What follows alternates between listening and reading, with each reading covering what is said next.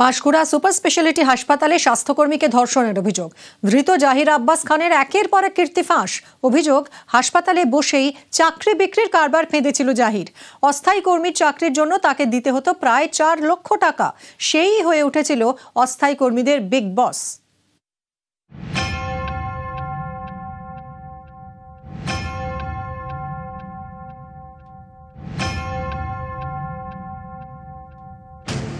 পূর্ব মেদিনীপুরের Panskura super speciality হাসপাতাল। এই সরকারি হাসপাতালের স্টোর রুমে এক স্বাস্থ্যকর্মীকে ধর্ষণের অভিযোগে সম্প্রতি গ্রেপ্তার করা হয় ফ্যাসিলিটি ম্যানেজার জাহির আব্বাস খানকে। সে ঠিকাদার সংস্থার কর্মী, নামেই কর্মী, আসলে বিগ বস, বড় মাতব্বর।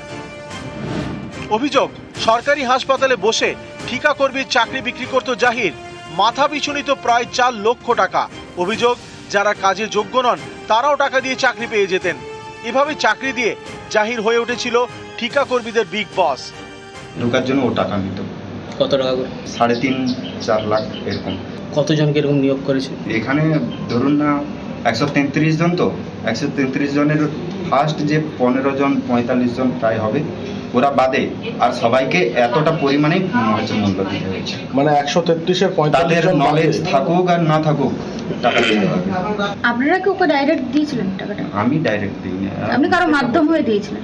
ইনভেস্টিগেশন করতে গিয়ে আমরা বহু সংখ্যক পুরুষ কর্মী রয়েছে, মহিলা কর্মী রয়েছে, তাদের আমরা গোপন জবানবন্দি রেকর্ড করেছি। যে জবানবন্দিতে যে অভিযোগ উঠে আসছে, সেখানে যদি আপনি যে বলেন যদি কোনো টাকা নিয়ে কোনো লোক ঢোকানোর অভিযোগ উঠে আসছে, আমরা নিশ্চয়ই কিন্তু সেই তদন্ত করব।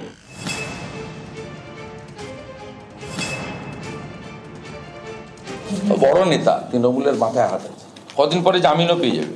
জাহির আব্বাসের সঙ্গে তৃণমূল কংগ্রেসের কোনো যোগাযোগ নেই। এর পিছনে তৎকালীন তৃণমূল কংগ্রেসের নেতা, আজকে বিজেপির নেতা তরুণ ভট্টাচার্য যুক্ত আছে। পাঁশকুড়ার সরকারি হাসপাতালে স্বাস্থ্যকর্মী ও নিরাপত্তা কর্মী নিয়োগ করে একটি ঠিকা সংস্থা। সেই সংস্থারই কর্মী জাহির আব্বাস খান। জাহিরের গ্রেপ্তারের পর থেকে একে একে মুখ খুলতে শুরু করেছেন হাসপাতালের অন্য কর্মীরা। জাহিরের বিরুদ্ধে আগেও ধর্ষণের অভিযোগ উঠেছে, জেলেও যেতে হয়েছে। এমন ব্যক্তিকে কিভাবে হাসপাতালে নিয়োগ করা হলো তা নিয়ে প্রশ্ন তুলেছেন অনেকেই।